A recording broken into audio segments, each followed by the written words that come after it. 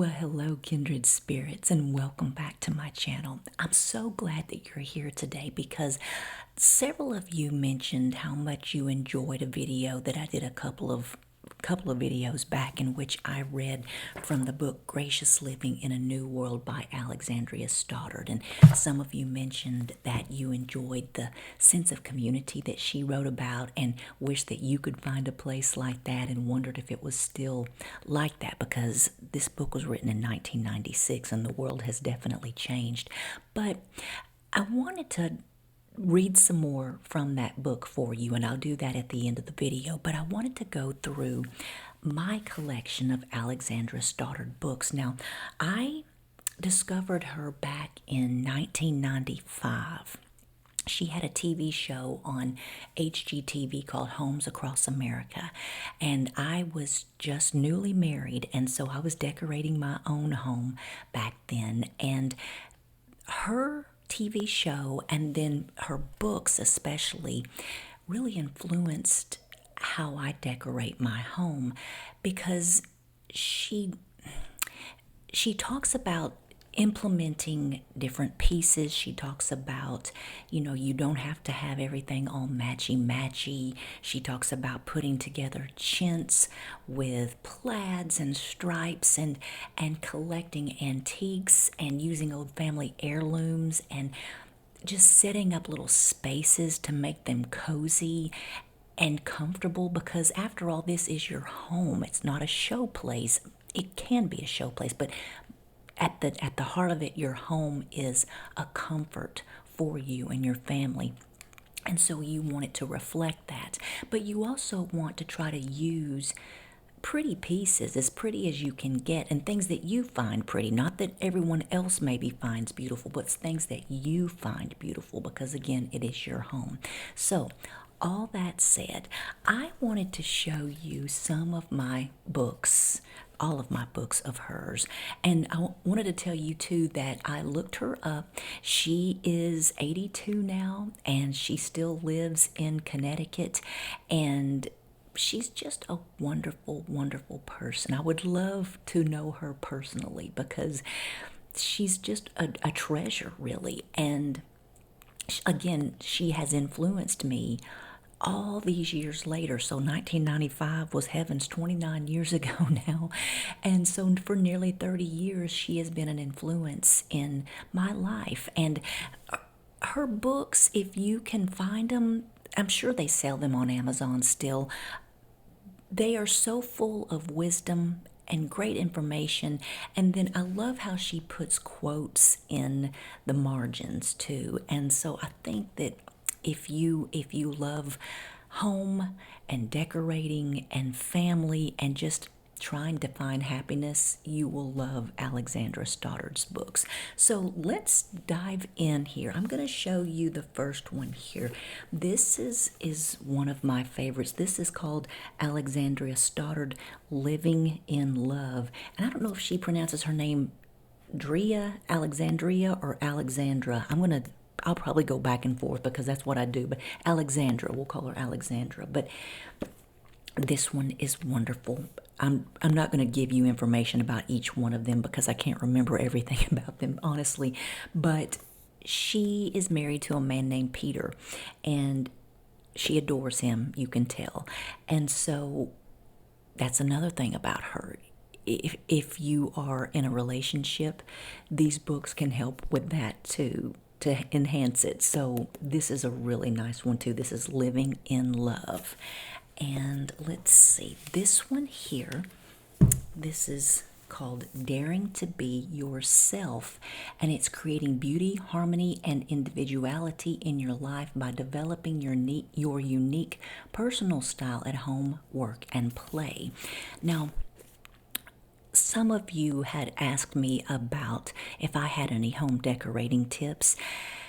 And I do, and I can definitely do a video for you about that. But I got a lot of my decorating tips from Alexandra Stoddard and Martha Stewart, because they were heavily influential in my life when I was young and starting out decorating. So this is another good book by her. And again, she puts quotes in, let me get my spectacles on here.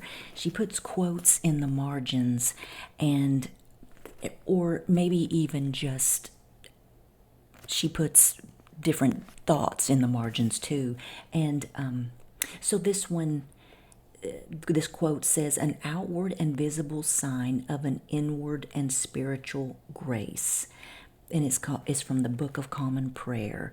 And it says, here's another one, don't accept everything as you see it, and value yourself and savor significant details. And then this one says, does your home smile? When you walk through your front door and feel delight, then you found your personal style of home. Rooms, like paintings, explain themselves. Home should welcome you and greet you warmly as a mother greets a child coming home from school. Smiling rooms smell good, whether it's the smell of wax or a lilac in a vase on the hall table or the aroma of baked apples, cloves, and cinnamon. Room scents are as important as cologne, aftershave, and perfume. That is so true too, because it makes such a difference. I can't remember if it was Alexandra Stoddard or who I learned this trick from, but years ago I learned that you could take fragrance oils, because I make soap and candles and I have a lot of fragrance oils in my house. And if I put fragrance oil just a little bit on, say, the wreath of my front door, when people came over, they would smell that. And as soon as I opened up the door, they would say, oh my goodness, your home smells so wonderful. And they would instantly be delighted before they even got into the house. And then once they got in, just like she says in the book, my home was smiling at them. The way the hallway looked was just smiling at them, because it had bright, pretty lights and just pretty things in it. And this stuff doesn't cost a lot. I mean, the hall table that is in my hallway at this moment is a dresser of mine that was probably from the 1950s, that my parents got secondhand when I was born. So it's just little things I've collected over the years. But anyway, we're talking about books, not my decorating. But this next one is called Time Alive, and it talks about celebrating your life every day. And I love the tips that she gives in this book too. She writes a lot of little essays too, so there are different essays throughout this one. And like this one, for instance, is called It Is Later Than You Think. And it says, time goes, you say, oh no, alas, time stays, we go. And that's by Henry Austin Dobson. And so, yeah, it is later than you think. I mean, if you think about how many days we have, how many more Christmases that we have on earth, how many more Thanksgivings we have on earth, it kind of makes you stop and think and realize what's actually important. And so many of these things that we think are so important aren't. Our families are important, and not being angry at people because they have a different political point of view or they think differently than you. That is silly. That is silly, y'all. Anyway, we're going to stop talking like that, because Mother Lindy doesn't need to scold you. I'm going to tell you about these wonderful books.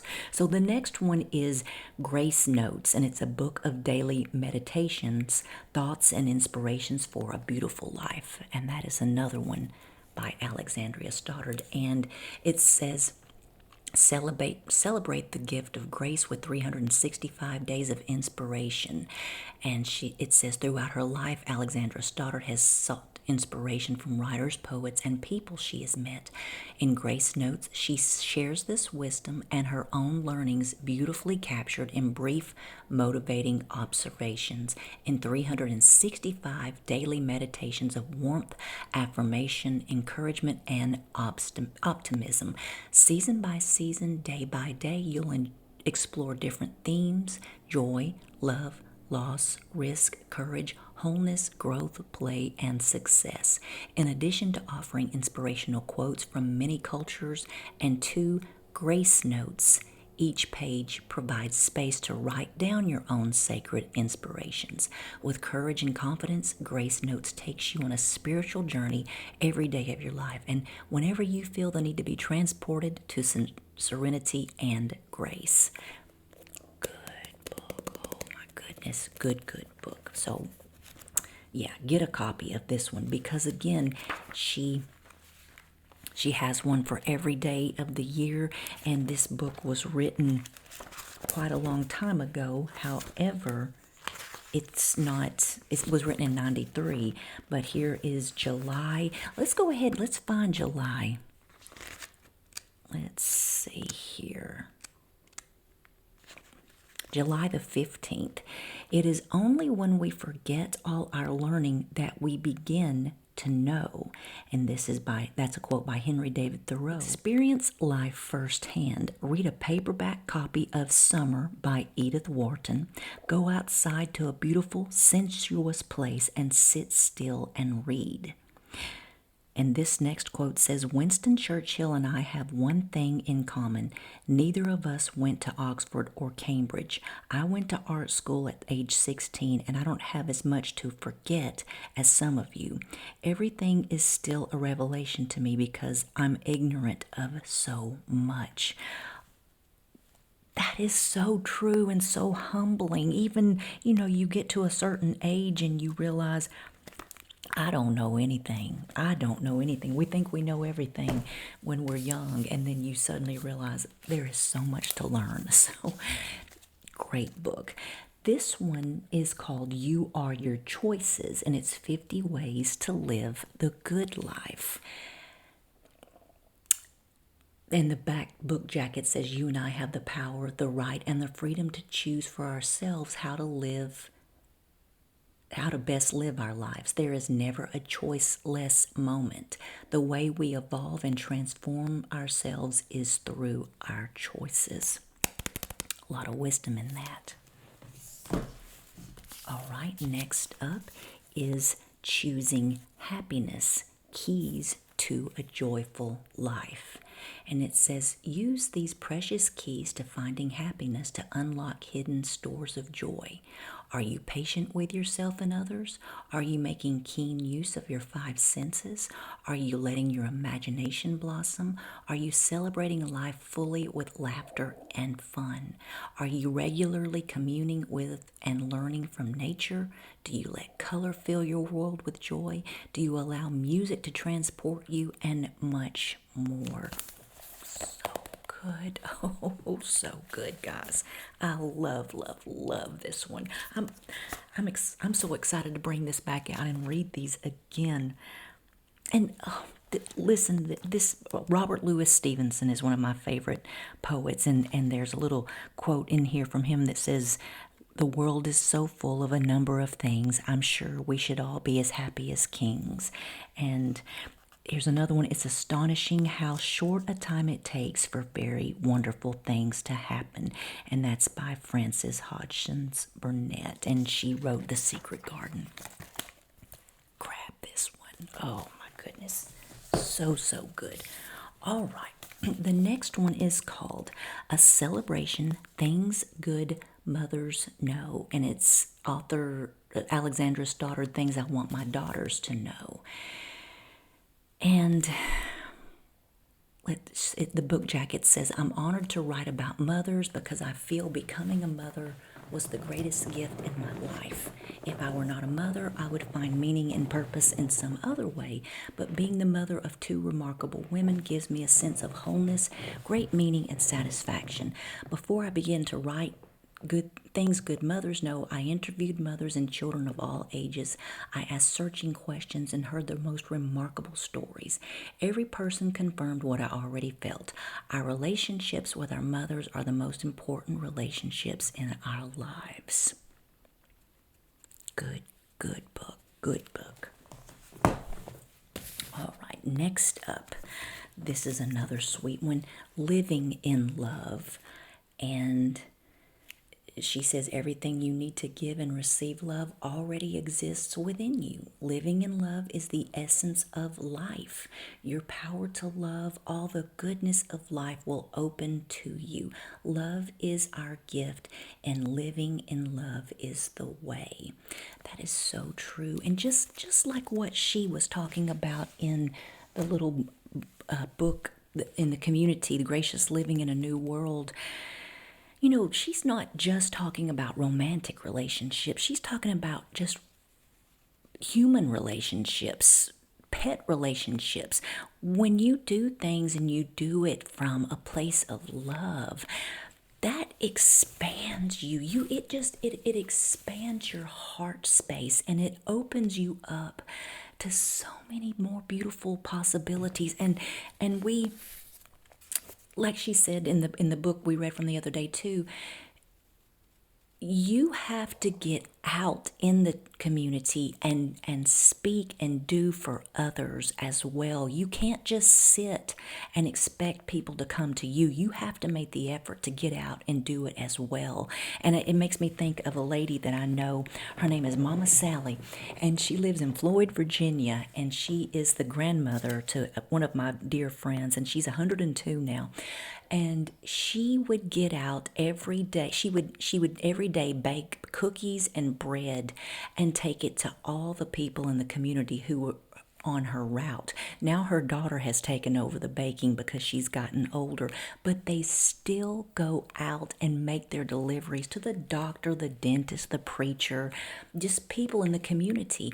And I mean, if you're from Floyd, Virginia, you probably know Mama Sally because she's famous up there. But again, she's 102, and she still does that. She still wants to make sure that people are loved, and so if you do these things from your heart, I promise you will get it back, probably tenfold. It makes such a difference.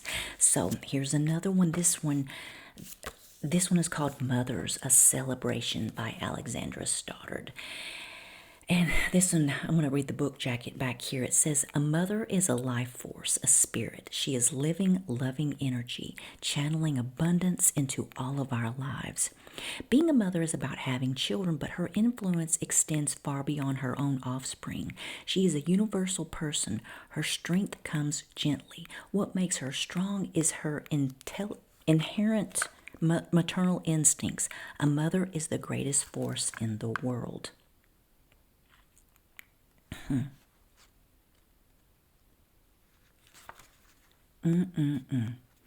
Good book. And I just flipped to this, and I need to fold this down here because I bought this book years ago when my children were small, and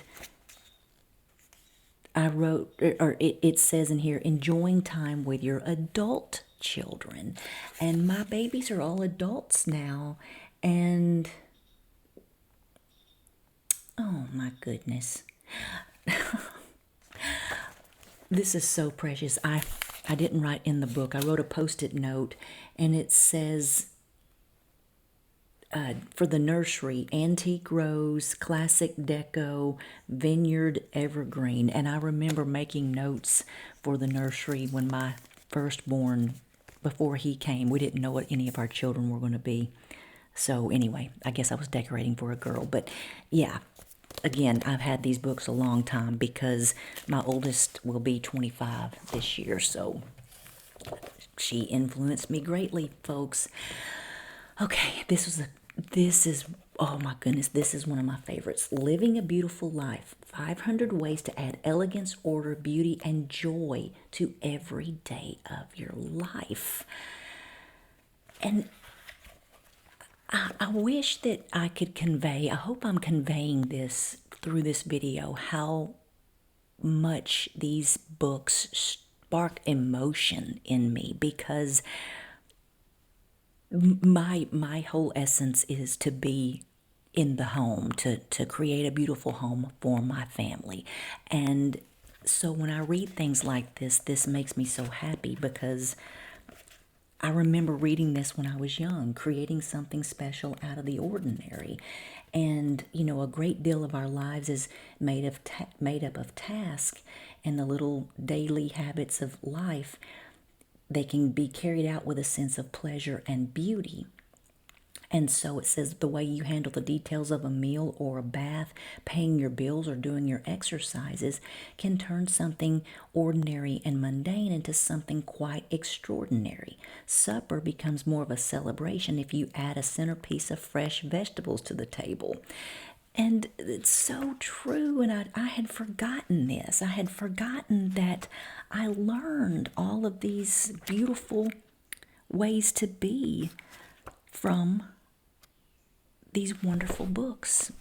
So, young ladies and young men who are watching this, if you haven't moved out yet and you're thinking about your home later in life, or maybe you're still at home and you're a ways from moving out, you can just transform your own space and make what you do, your mundane daily task, you can make them beautiful. And I can't remember where I heard this, but I heard it recently. Someone was talking about when you wash your dishes beautifully. And what they meant was, washing dishes, it's not a lot of fun. It's not, it's just not a lot of fun when you got a big old pile of dishes to wash. But if you can stop, and hopefully your kitchen window looks outside, maybe not, maybe it doesn't, but it doesn't matter. You can listen to pretty music when you're washing dishes. But if you stop and think of that task as something beautiful, because you are cleaning those dishes for your family, you can be grateful that you have a family to wash dishes for. If you're alone, you can be grateful that you have a place to and a plate to eat from. There's always something to be grateful for. And I think that's what that quote meant by doing it beautifully. So, all right. So this one is called The Decoration of Houses, a definitive guide to making your home a visual and uplifting delight. My young friends who want some design expertise, get this one. Check it out here. The Decoration of Houses, Alexandra Stoddard. And I remember making notes here because she talks about what's your style, a journey to finding your personal taste, and then 15 defining principles of interior design. And here is something that I highlighted because it was important to me, and I still do this. It says a touch of yellow. And it says, remember Eleanor Macmillan Brown's wisdom. Every room needs a touch of yellow. This was the favorite color of Socrates and Confucius because yellow stimulates, inspires, is emblematic of the sun. Every day seek fresh ways to bring nature's vibrancy into the rooms where you live. A few pieces of polished brass and silver brighten the house. You'll feel a glow inside from participating in the intimate, sensual experience of living in a home you keep vibrant on a daily basis without tedious schedules or cold formality. Oh, again, this is so happy to reread this because I haven't reread this in so long, and it's just so many beautiful memories because I have yellow spots all over my house. There's a little throw on a chair right over there that I'm looking at that's a sunny golden color. So okay. How many times have I said this? This is my favorite because I'm going to say it again. This is another one of my favorites. Creating a beautiful home. From starting fresh to freshening up, creative ideas to help you turn your house into a warm and welcoming home from the best-selling author of Living a Beautiful Life. This is another great one because she talks about ABCs of room design, trusting your eyes and be alert to your senses, and starting where you are now as far as getting ready to decorate, because you don't want to. here's another one. Perfectionism keeps you from your goals. You don't want to run out and just start buying and grabbing things willy-nilly. You want to really think about it and think about things you like and don't like and write them down or make a Pinterest board. I would almost make a Pinterest board, but I think you may do better to write ideas down first, because a Pinterest board, there are so many inputs when you're online and when you're on Pinterest that you can get overwhelmed because there's too much. You can have too many choices, and you don't want that. You want to think. You want your brain to tell you instead of your eyes to tell you in the beginning. And what I mean by that is, if you're visually looking at all these different Pinterest boards, it's too much and you're going to write things down that you might not really like, you just in the moment liked. But if you lay back and you think about places that you've been, and definitely think about the feelings that those places gave you, if they gave you a feeling of warmth and happiness, envision what that room looked like, and then write down some of the details of that room. So did the room have toile de jouy on the wallpaper as the wallpaper, or did it have a chintz sofa? And if that made you feel good, write that down. If you were being served cookies and lemonade in that room, what kind of lamps or lighting did they have in that room? Write that stuff down. And then that way you'll be able to come up with your own, really from the depths of you, decorating style. I hope that makes sense. All right, Alexandra Stoddard, Making Choices, Discovering the Joy in Living the Life You Want to Lead. So it says there are only two kinds of choices available. First, the active, we make something happen and live with the consequences, or we choose not to make something happen and live with the consequences. The second kind of choice is the more dangerous, is to choose not to make a choice. What we can teach ourselves to do is to make choices. I find it helpful to draw a line down a piece of paper and write good on one half and bad on the other. I don't leave a spot for thinking about it tomorrow. This exercise has helped me through specific problems. I see a choice before me. All I have to do is make it. That's wise, very wise. Okay, two more here. This one is called Feeling at Home, Defining Who You Are and How You Want to Live. And it says, I hope through reading this book you receive the assurance and energy to live as close to your ideal at home as possible. We can all be happy with what we have, no matter how simple, when we look beyond the material and value what makes a life worth living well.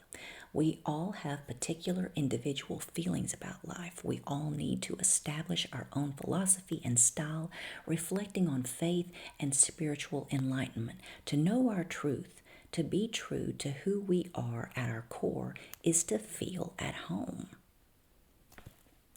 Lots of wisdom in that.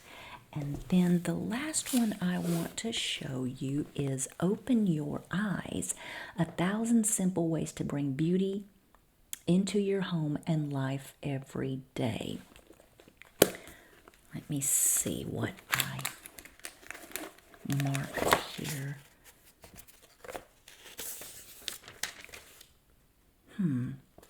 The power of visualization in composition. When you see a picture or a glass dish or a tray in a store or at a friend's house, if it catches your eye and you like it, try to visualize how this object would look in your home.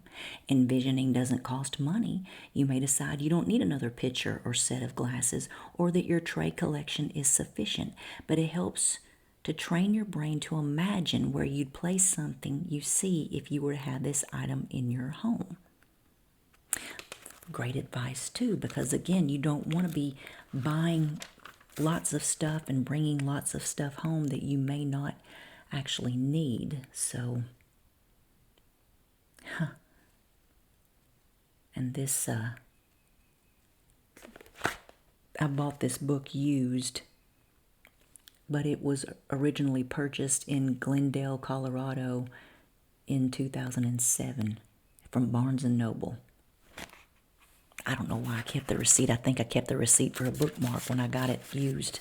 I'm sure I bought it off of eBay. But so that is my collection, the 16 of 28 Alexandra Stoddard books that I have purchased and own over the years. So I hope that, again, y'all will look for her and go find maybe some of her old HGTV shows. I don't even know if they're around anymore or where you could even find them, but they were great TV shows. But more importantly, get her books. Help support her. Go if you find them at a bookstore, or look on Amazon or a local bookseller. And I don't know if she sells books directly from her website or not. You might look and see, but support her, because she has done a great service to us by writing all of these books and helping us to learn how to not only decorate and live in a beautiful home, but to be happy in that beautiful home that we have put together for ourselves and our family as well. So let's move on.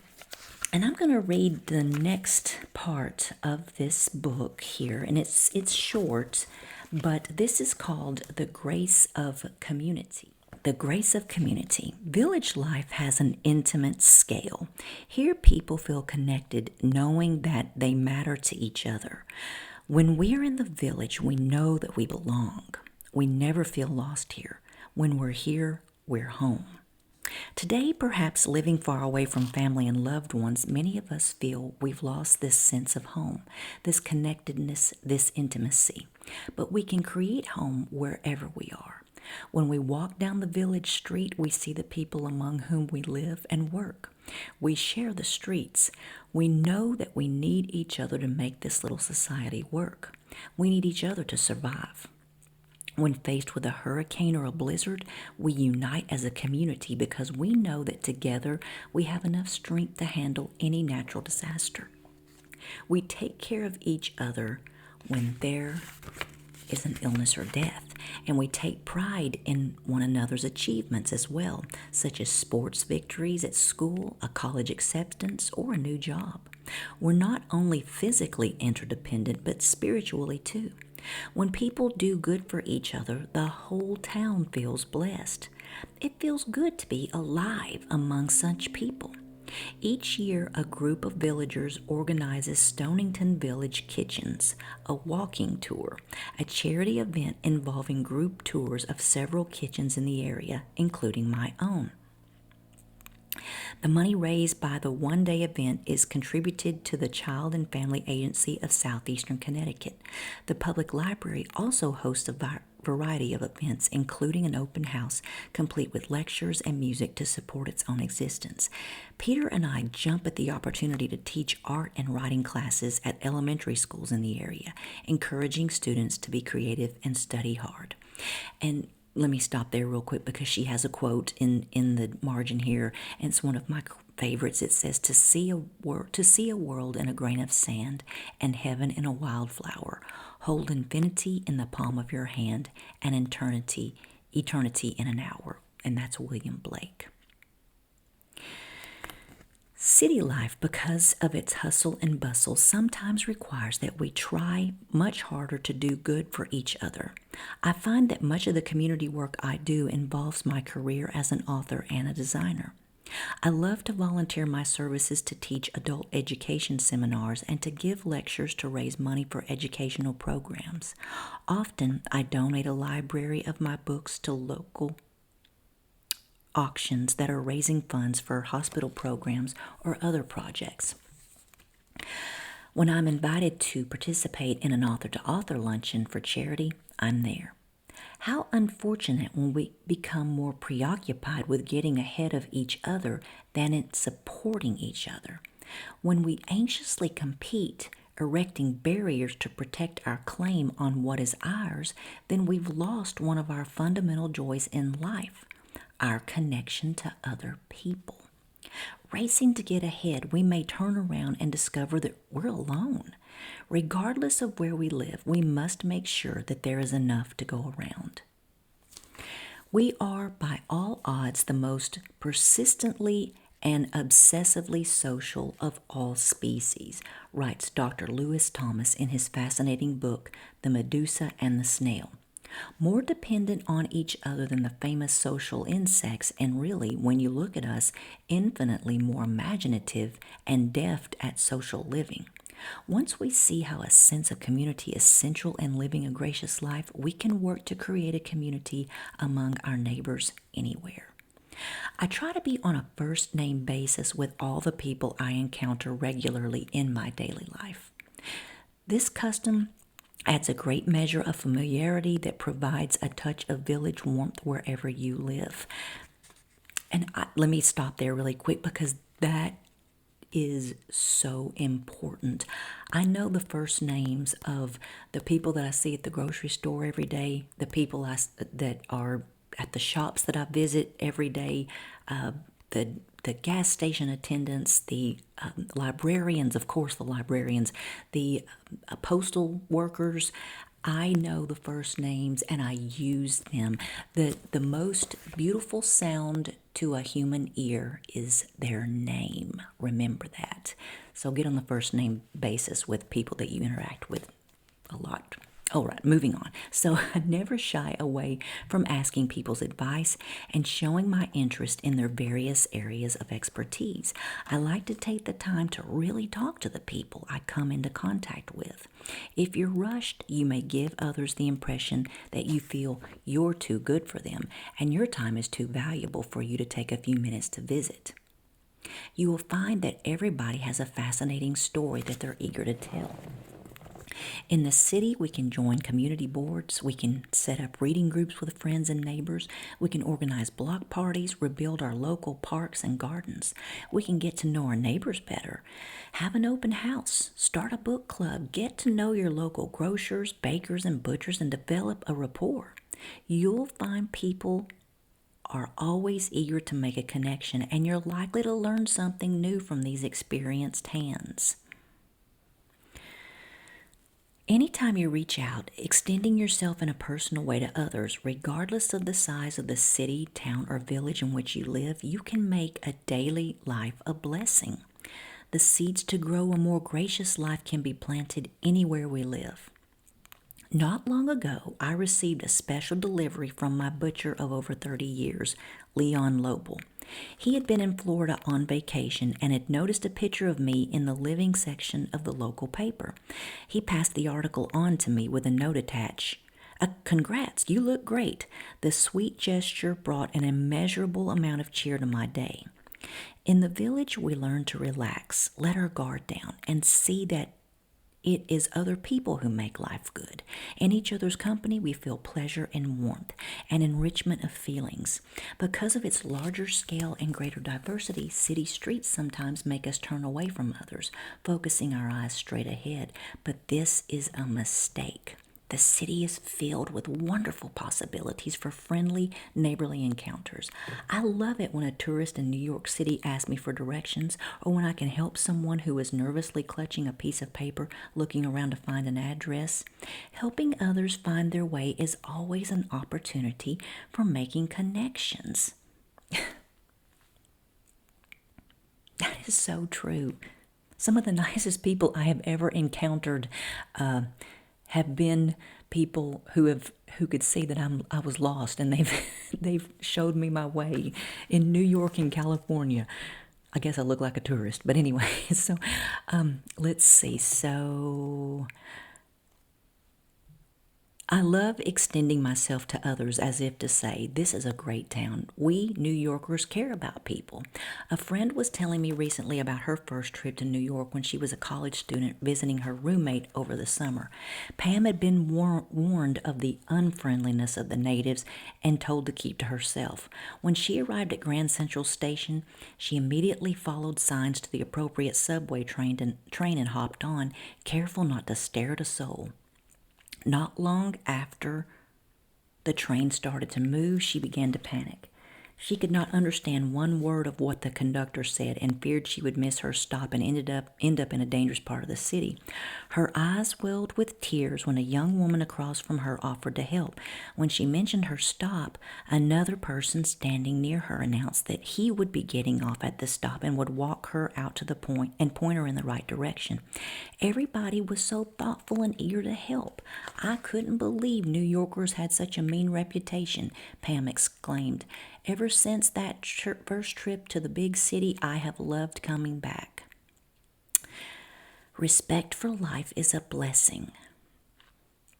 Caring about each other and knowing that it is people who determine the quality of our lives is an inspiration. Why would we choose to deny ourselves so fundamental a joy? I'm gonna say that last paragraph one more time. Respect for life is a blessing. Caring about each other and knowing that it is people who determine the quality of our lives is an inspiration. Why would we choose to deny ourselves so fundamental a joy? Think about that just a minute.